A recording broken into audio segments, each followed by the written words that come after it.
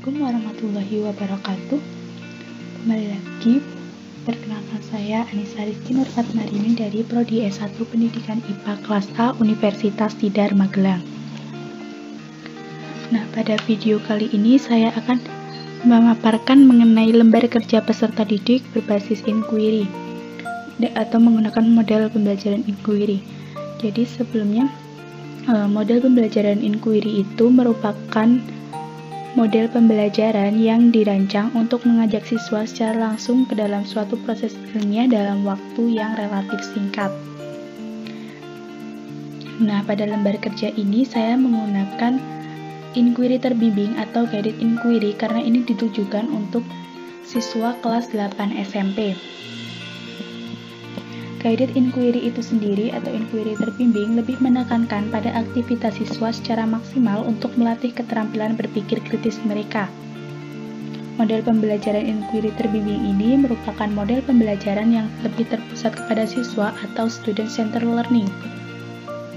Nah, dalam model pembelajaran inquiry ini siswa yang lebih banyak aktif dalam proses pembelajarannya. Nah, materi yang saya ambil dalam buat LKPD ini yaitu materi dari sistem peredaran darah untuk faktor yang mempengaruhi frekuensi denyut jantung. Berikut merupakan tampilan LKPD yang saya buat. Di sini ada kompetensi inti. Saya menampilkan kompetensi inti, yakni kompetensi intinya itu meliputi KI 3 dan KI 4. Selanjutnya ada KD atau kompetensi dasar. KD-nya itu ada KD 3.7 dan 4.7, yakni menganalisis sistem peredaran darah pada manusia dan memahami gangguan pada sistem peredaran darah serta upaya menjaga kesehatan sistem peredaran darah. Dan juga ada menyajikan hasil percobaan pengaruh aktivitas meliputi jenis, intensitas, atau durasi pada frekuensi denyut jantung. Nah, KD 4.7 inilah yang saya turunkan untuk menjadi LKPD, dasar dalam pembuatan LKPD. Selanjutnya ada indikator pembelajaran. Indikator pembelajarannya itu meliputi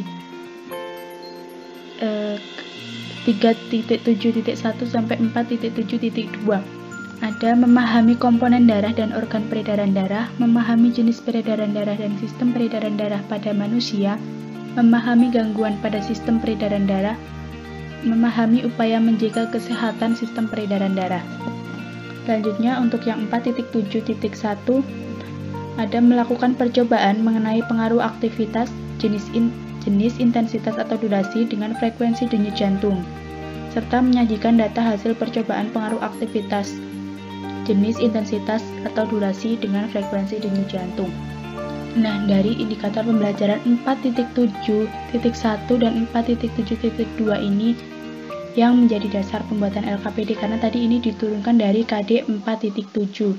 Selanjutnya saya juga menampilkan mengenai petunjuk penggunaan LKPD.